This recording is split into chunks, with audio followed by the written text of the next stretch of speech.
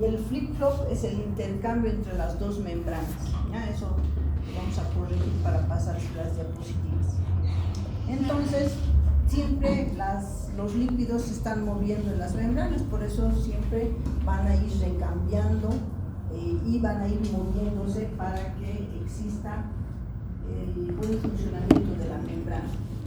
Como sabemos, todas las membranas son asimétricas, ¿cierto? Y esa asimetría se las da por los compuestos que contienen. Fíjense, en una membrana van a tener proteínas, hemos dicho, ¿no? Pueden ser periféricas, ya sea de la capa externa o la capa interna, o pueden ser proteínas que son integrales. Y además a estas proteínas se asocian, ¿qué compuestos? Los carbohidratos, ¿no es cierto? Pues esas cadenas de carbohidratos también ayudan a que la membrana sea asimétrica, ¿no? Entonces va a tener cierta asimetría para cumplir una determinada función. Entonces es importante la asimetría en la membrana, no puede ser homogénea, ¿no? Siempre es diferente.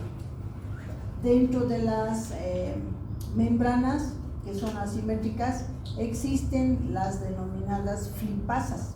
¿Se acuerdan que el intercambio de lípidos, ¿no es cierto? El intercambio se llama flip-flop, ¿no?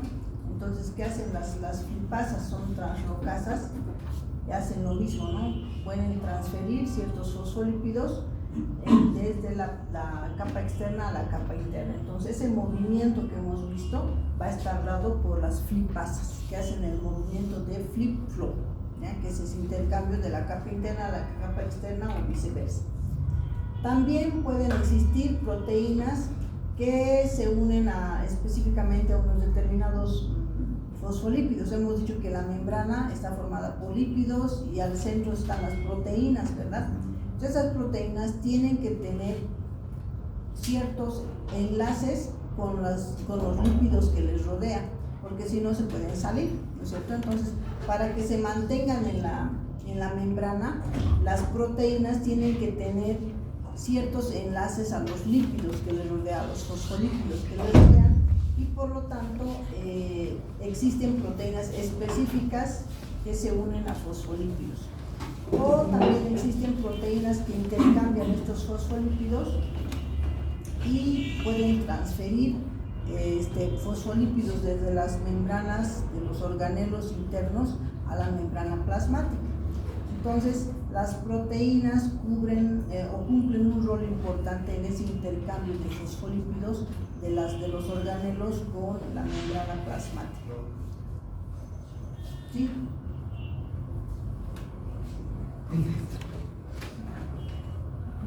Ya.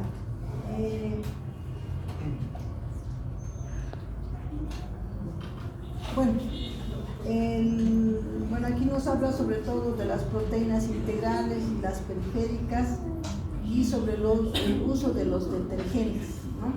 Entonces, los detergentes, ¿para qué servían? Para solubilizar ¿qué? Las grasas, en este caso los lípidos. Entonces, por lo tanto, las proteínas no necesitan el uso de detergentes, ¿no? Porque no son lipídicos las proteínas, entonces no van a requerir detergentes para poder liberarlas. Cuando utilizamos detergentes hace que la membrana se deshaga y la proteína pues se sale simplemente, pero no se va a degradar.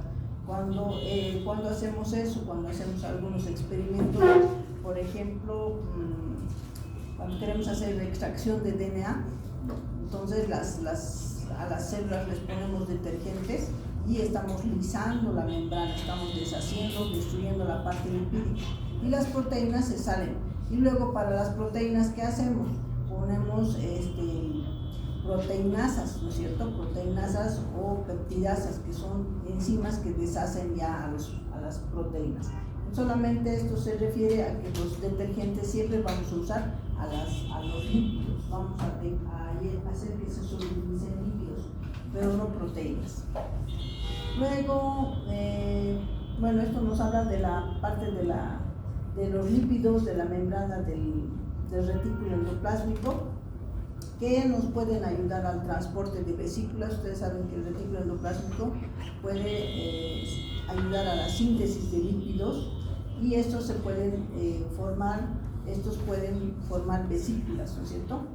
Y también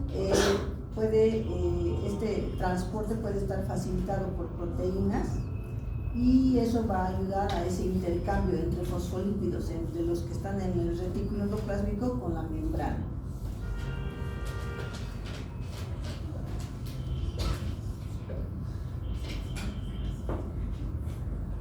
Bueno, existen membranas artificiales que se realizan y estas son fabricadas para una determinada función, ¿no es cierto? ¿Cuáles son sus ventajas? Es que pueden tener lípidos, porque son membranas, entonces tienen que tener lípidos, pueden contener también proteínas, pero estas ya van a ser proteínas ya más específicas para una determinada función y además tienen que crear un ambiente específico para que se mantenga esa membrana. Pueden también utilizar ciertos fármacos que pueden ingresar a través de los lípidos. No todos los fármacos son solubles, es decir, no todos los fármacos pueden entrar dentro de las células porque no son solubles.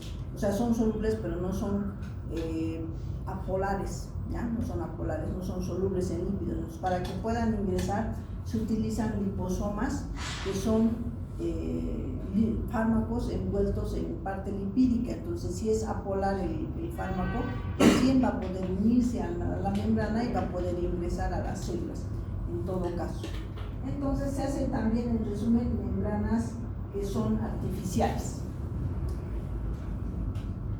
Ya sabemos que es un modelo de mosaico fluido, ¿no es cierto? ¿Por qué? Porque la membrana siempre está en permanente cambio y de eso va a determinar el proceso de la fluidez, ¿no es cierto? La fluidez de la membrana.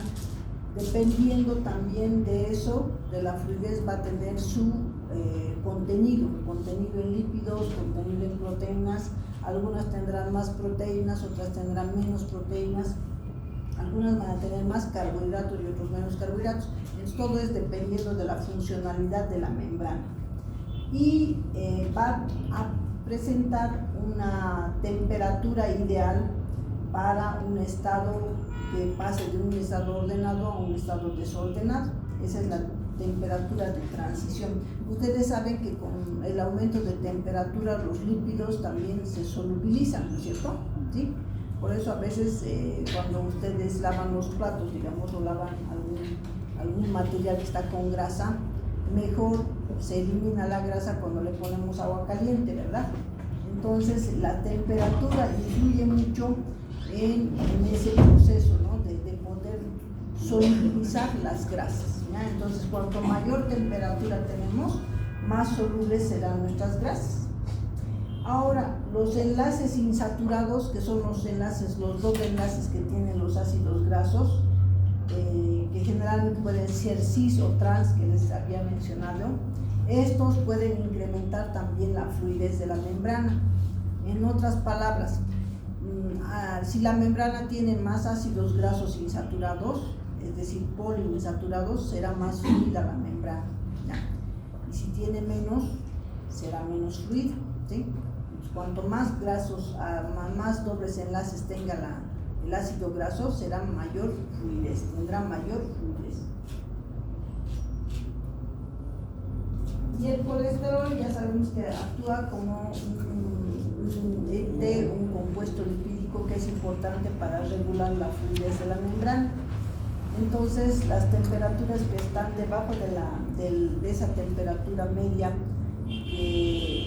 divide el orden en desorden de los lípidos, entonces eso puede aumentar la fluidez. Entonces, temperaturas por debajo van a aumentar la fluidez, temperaturas por encima del TM, de esa temperatura media, van a disminuir su fluidez. Entonces, la fluidez tiene que estar en un estado ideal, porque a través de la fluidez de la membrana se va a dar la capacidad de la función de la membrana. Si no es muy fluida, entonces no va a funcionar bien. Entonces tiene que tener un término medio de fluidez para que pueda funcionar. Entonces, la función depende de la fluidez. Ahora, dentro de la composición lipídica de la composición de las membranas, vamos a tener las balsas de lípidos, las caveolas y las zonas de oclusión. Estas balsas de lípidos van a participar sobre todo en las transducciones de señales, ¿no? Y la transducción de señal es cuando llega una hormona, se une a un receptor y esa unión hormona-receptor no lleva una señal determinada dentro de la célula. Entonces estas balsas son importantes para ese proceso de transducción de señal, de llevar una señal hormonal, ¿ya? De las hormonas que no pueden atravesar la membrana. Entonces aquí fíjense, en la membrana se encuentran proteínas que pueden activarse por el receptor y pueden activar canales iónicos, ¿no es cierto? En este caso, en el ejemplo, están activando al citoesqueleto de la actina, o existen dominios. ¿Qué son los dominios? Los dominios son sitios específicos de unas proteínas que cumplen una determinada función. Entonces, estos dominios pueden estar también estimulados para poder cumplir una determinada función o activar un determinado canal para que se traduzca una señal, ¿ya? Entonces, todos los componentes de la membrana ayudan para este proceso de traducir la señal por la unión de la hormona con su receptor. Aquí tenemos las caveolas, por ejemplo. Estas son esas depresiones que puede tener la membrana, y hay una proteína específica que puede formar parte de las caveolas, que son las caveolinas, ¿no? Las caveolinas. Estas sobre todo participan en esa formación de las balsas de lípidos, y también las podemos encontrar como los receptores, ¿no? Receptores que puedan estar en estas caveolas, pueden haber receptores. Entonces la señal o la hormona tiene que venir o tiene que reconocer esa depresión y puede unirse a receptores para poder traducir una determinada señal. Entonces, por eso la membrana no es tan uniforme, ¿no? Va a ser asimétrica y va a tener estas depresiones que van a jugar un rol importante en la traducción de señal, las caveolas. Y también existen, por último, las zonas de oclusión. Estas zonas de oclusión, como su nombre lo dice, son uniones que son muy cerradas, ¿no es cierto?, donde no puede pasar ningún elemento, no puede difundir ningún elemento. Entonces evitan que salga o que entre algún elemento de las células. Y estas zonas de oclusión están formadas sobre todo por ciertas proteínas, como entre ellas podemos mencionar a la ocludina, que es la que va a ayudar a ese proceso de cerrar o de sellar la unión, ¿no es cierto?, sellar la unión entre dos células. O también las claudinas, ¿sí? La claudina y la ocludina son moléculas de adherencia o de unión entre las células, ¿ya? Las claudinas y las ocludinas.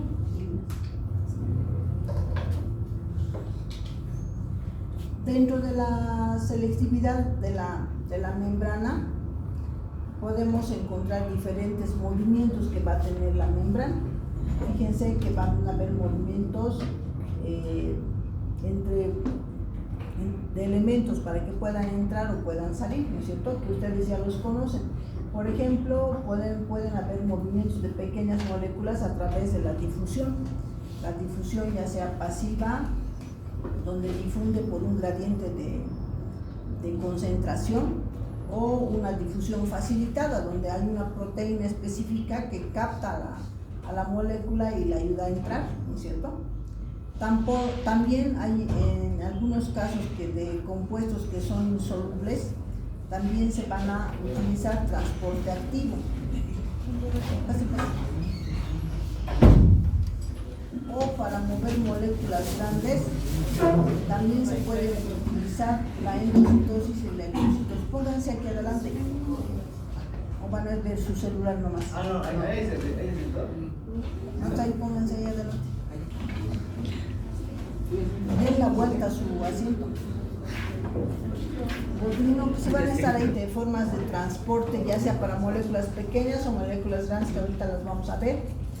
Y también existen ciertos receptores o ciertas proteínas que actúan como receptores que ayudan a traducir la señal, a transmitir la señal para que tenga un efecto en la célula a la cual se está uniendo la hormona, ¿ya? Y de esa manera pues las células se pueden comunicar mediante estos procesos que los vamos a ver cada uno en detalle.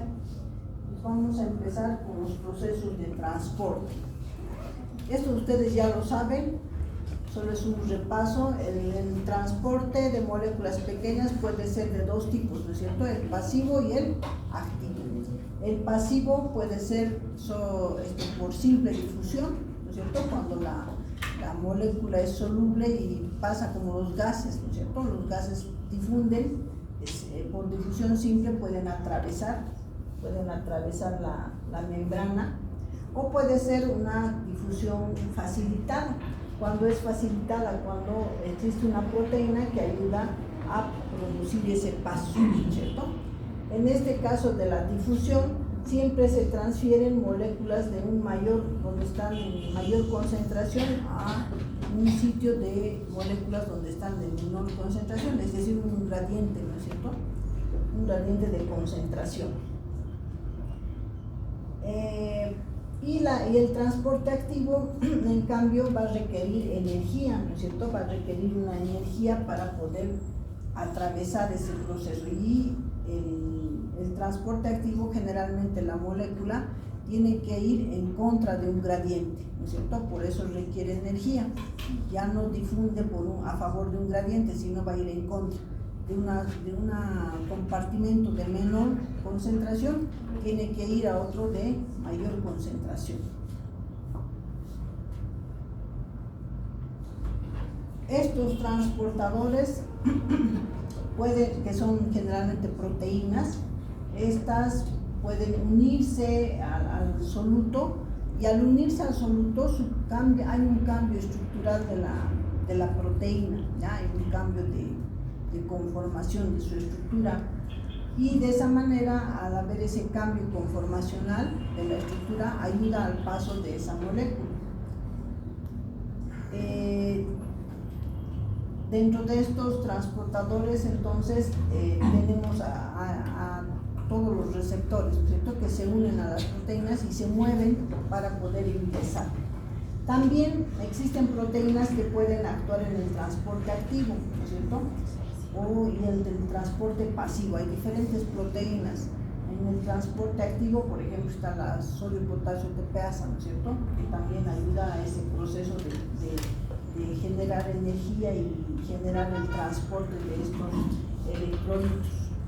Y el transporte está mediado por los canales iónicos, también puede ser un poquito más lento, dependiendo también de la concentración o del requerimiento del electrolito, ¿sí? En cuanto a los canales iónicos, los canales en realidad no son canales, ¿verdad? ¿Qué serían? Las proteínas que transportan iones.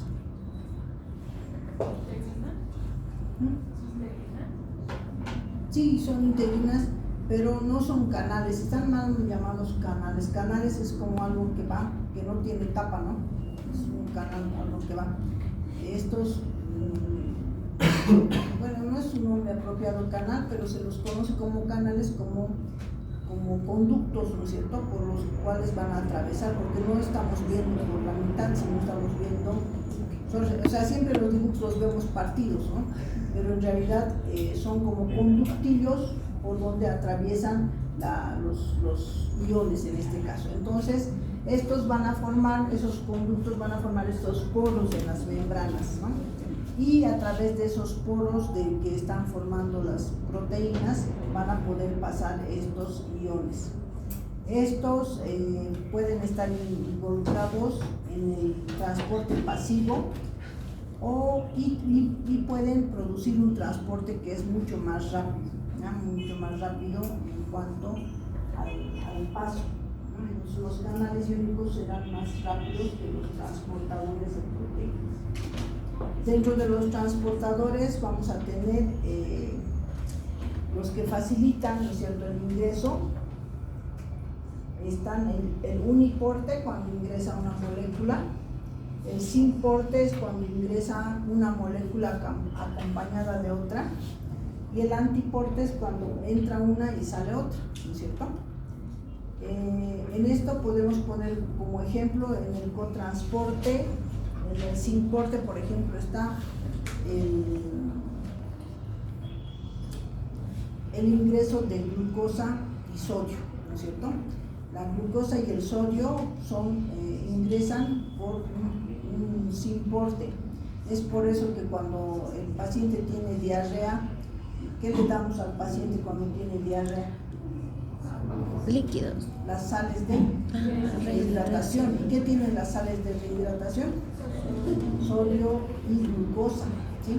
Entonces, ¿por qué se le da sodio y glucosa? Porque tenemos que aprovechar este transporte a nivel intestinal.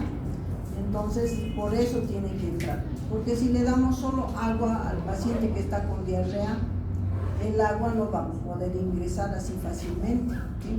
Tiene que ser jalado por esos dos osmoles, por el sodio y por la glucosa. Porque puede entrar el agua y se puede salir también, pero el sodio y la glucosa actúan como osmoles, ¿ya? Como jaladores de agua. Entonces hacen que el agua se mantenga dentro de las células y no se salga.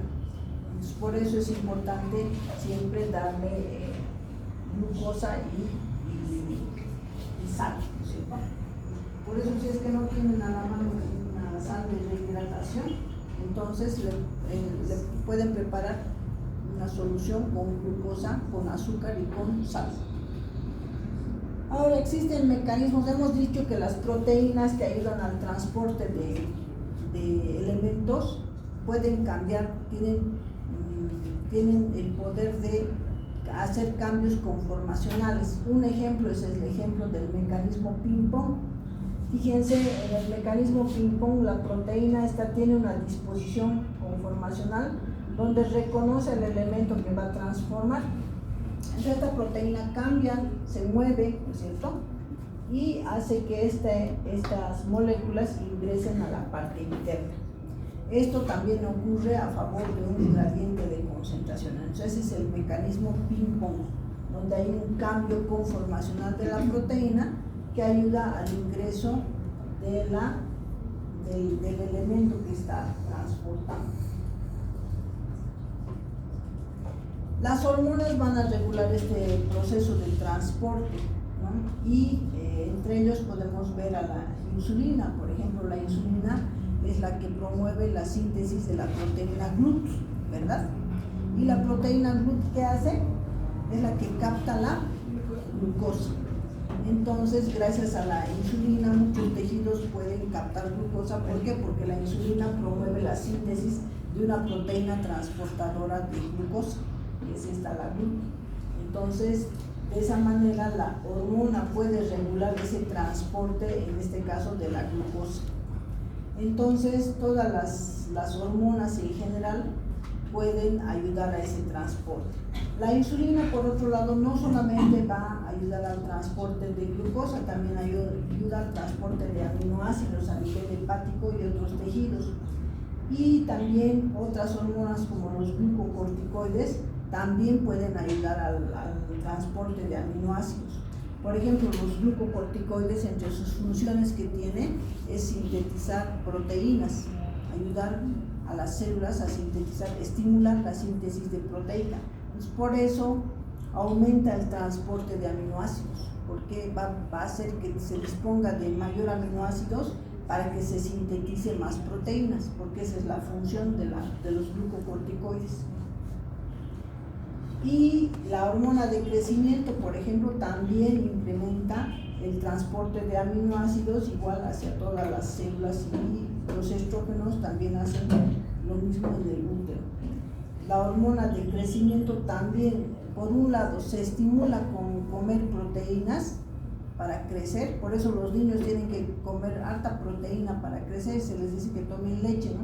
Pero no solo leche, tienen que comer carne, ¿no? Proteínas, huevo, ¿para qué? Para que crezcan. Y esas proteínas que comen estimulan la síntesis de la hormona de crecimiento, y la hormona de crecimiento también promueve la síntesis proteica, o sea, hace que se transporten más aminoácidos y también sinteticen más proteínas. Entonces, las hormonas en general regulan ese proceso de transporte. Tenemos, aquí están los canales iónicos y algunas de sus características. Ya sabemos que son proteínas integrales, ¿no es cierto?, de membrana. Pueden ser específicos o selectivos para determinados iones. No cualquier proteína transporta sodio o potasio, ¿no es cierto? Hay proteínas específicas. Estas pueden ser, pueden permitir más o menos el ingreso a una determinada velocidad. Fíjense, 10 a la 6 a 10 a la 7 por segundo. ¿Qué significa 10 a la 6? ¿Cuántos iones por segundo? 1 millón de iones, hasta 10 millones de iones por segundo. O sea, es un flujo mucho más alto. Por eso decíamos, los canales iónicos tienen un transporte rápido, a diferencia de los proteínas transportadoras.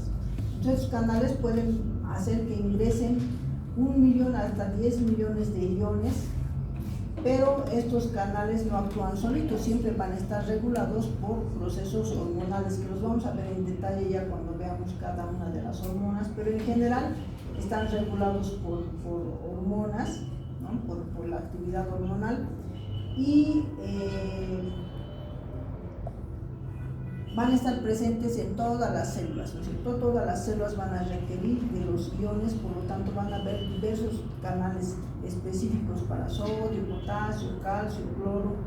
Y si existe algún tipo de mutación de estas proteínas que actúan como canales iónicos, entonces pueden causar alguna enfermedad, ¿no? Alguna enfermedad asociada a la deficiencia o alteración de estos canales. Y como estos canales pueden ser también inhibidos por ciertos fármacos, por eso, dependiendo de la patología, podemos estimular o inhibir a estos canales para obtener un resultado, ¿no es cierto?, para producir, y ese fármaco va a ser eso. Por ejemplo, cuando el paciente está edematizado, les dan fármacos, ¿no es cierto?, diuréticos. Los diuréticos van a promover esa salida de agua, y también, no solo salida de agua, también salida de iones. Entonces hay fármacos específicos que van a ser utilizados dependiendo de una determinada enfermedad, que van a afectar al funcionamiento de estos canales.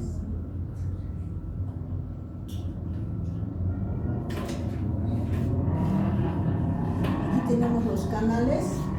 Fíjense que son proteínas más complejas, ¿no es cierto?, que forman parte de la membrana.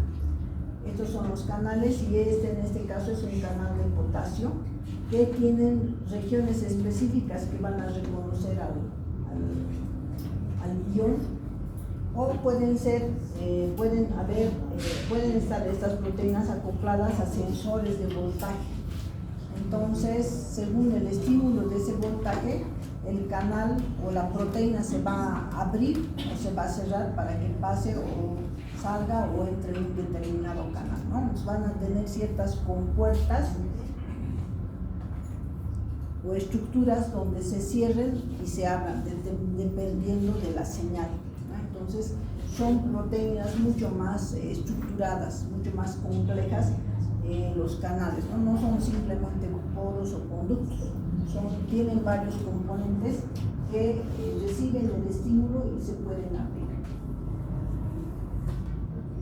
Dentro de estas tenemos, por ejemplo, los ionóforos. Los ionóforos son transbordadores de membranas, pero no son específicos para un determinado electrolito, ¿ya? Los ionóforos pueden transportar diversos tipos de iones y existen medicamentos como la vareniclina que pueden producir cambios en estos ionóforos. Uno de los ionóforos importantes, y puede que les pregunten, son las aquaporinas. ¿Qué son las aquaporinas? Las aquaporinas son canales para transportar agua, ¿ya? Y por el nombre también se pueden guiar, ¿ya? Las aquaporinas son transportadores de agua. Y estos también pueden estar sujetos, estas aquaporinas, a mutaciones. Entonces una mutación de una aquaporina va a hacer que esta proteína no transporte o libere exageradamente mucha agua, y de eso viene, es una de las causas de la diabetes insípida, ¿no? La diabetes insípida, que sabíamos que era por defecto de la ADH, de la antidiurética. No solamente puede ser por defecto de la antidiurética, puede ser por defecto de una aquaporina. La aquaporina no va a poder controlar la salida de agua, entonces va a salir mucha agua y este paciente va a tener poliuria, y por eso le llaman diabetes, porque en la diabetes también hay poliuria, pero esta es insípida, porque si probamos la orina de un diabético es dulce, ¿no es cierto? Pero de un paciente con diabetes, con este tipo de diabetes insípida, no va a tener sabor, porque solo agua está eliminando, ¿no? Entonces es una diabetes por deficiencia o alteración o mutación de las aquaporinas. Entonces esto sí les pueden preguntar, porque es clásico, digamos, ¿no? de los iones. Ya. Y